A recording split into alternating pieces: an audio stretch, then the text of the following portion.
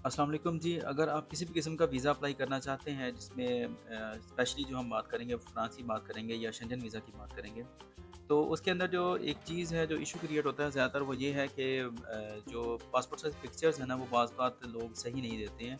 क्योंकि आजकल ये ट्रेंड बन गया हुआ है कि लोग जो हैं चूँकि हर चीज़ ऑनलाइन हो चुकी है तो वो खुद अपने ही मोबाइल से जो पिक्चर है वो बना के तो वो सेंड कर देते हैं, तो उसमें कुछ इश्यूज़ आते हैं। तो मैंने सोचा कि पहले उन इश्यूज़ को एड्रेस कर लूँ और ये जो वीडियो है इसमें सिर्फ शेंजन ज़ोन ही नहीं है बल्कि जितनी भी एम्बेसीज़ आती हैं ऑल ओवर द वर्ल्ड उन सब के अंदर ये जो है चीज़ें ये सारी की सारी सेम है। ये प्रोटोकॉल सेम आते हैं। तो वो मैं आपको बता देता हूँ, उसमें एक तो ये है कि जैसे कि फ़र्ज़ करें कि आपके आईसाइट वीक है अगर और आपकी ऐनक लगी हुई है, तो जो ऐनक होगी वो कलर्ड शीशों वाली नहीं होगी और अगर वो कलर्ड होंगी तो वो इस तरह के कलर्ड शीशे होंगे, उसके कि उनमें आपकी आँखें नज़र आ रही हों एटलीस्ट, ठीक है? और दूसरी बात ये है कि जो फ्रेम हो वो इतना ज़्यादा मोटा नहीं होना चाहिए। बैकग्राउंड जो है वो ब्लू कलर का होना चाहिए और उसके बैक साइड के ऊपर उसका जो बैकग्राउंड है उसके ऊपर किसी किस्म का कोई ना ही तो आर्टिफ़िशियल प्लांट हो, ना ही किसी किस्म का कोई फर्नीचर आ रहा हो।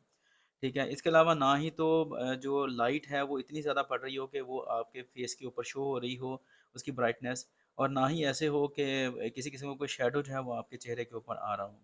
ठीक है? जो आपका सर है वो क्लियर होना चाहिए मर्दों का, उसके ऊपर किसी किस्म का कोई आपने कैप या आपने इमामा नहीं रखना है, वो बिल्कुल सही होना चाहिए, क्लियर होना चाहिए। ठीक है? लेकिन जो औरतें हैं वो जो हिजाब लेती हैं उनका तो साफ-ज़ाहिर है कि ये इश्यू है, वो तो उनका आएगा हिजाब तो। लेकिन हिजाब इस तरह लेना है कि उसमें आपका जो फेस है ये यहाँ से लेकर यहाँ तक ये बिल्कुल क्लियर होना चाहिए। ठीक है? और ये ना हो कि आप हिजाब इस तरह लें कि उसका कोई ना कोई जो शैडो हो हिजाब का वो आपके चेहरे के ऊपर आ रहा हो, वो भी बिल्कुल सही होना चाहिए। इसके अलावा आपकी जो पिक्चर है वो बिल्कुल सेंटर्ड होनी चाहिए।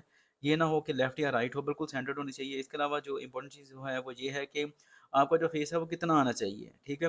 तो फेस इतना चाहिए आपका जो हेड है उससे तकरीबन 1 से 2 इंच ऊपर तक आ रहा हो सिर्फ़ बैकग्राउंड, और इसके अलावा ये है कि यहाँ पर आपका जो कॉलर है, जहाँ तक ये आपका कॉलर होगा वहाँ तक ही सिर्फ़ पिक्चर आनी चाहिए, ना ही नीचे आए और ना ही इससे ऊपर जाए। सिर्फ़ इतनी आनी चाहिए पिक्चर, ठीक है?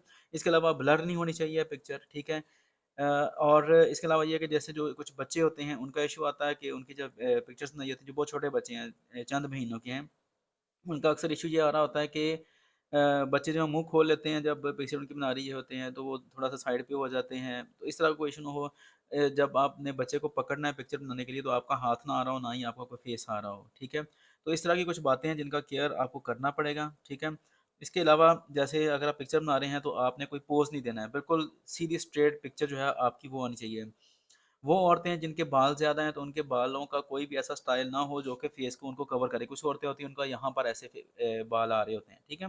तो वो चीज़ें जो वो फेस को हाइड कर देती हैं, तो वो चीज़ जो है वो भी एक्सेप्टेबल नहीं है। ठीक है? किसी किस्म का कोई शैडो जो है वो ना आ रहा हो, ठीक है? तो इस तरह की यही कुछ हैं जो कि गाइडलाइंस हैं जिनको आपको फ़ॉलो करना है। फ्रांस के वीज़ा के लिए हो, शेंजन हो या किसी भी कंट्री का वीज़ा हो, सब के लिए ये गाइडलाइन सेम है। अगर आप किसी भी कंट्री का वीज़ा अप्लाई करना चाहते हैं, किसी भी कैटेगरी का, स्पेशली स्टडी वीज़ा या विज़िट वीज़ा अप्लाई करना चाहते हैं, तो आप हमसे कॉन्टैक्ट कर सकते हैं। A and M visa consultant Faisalabad.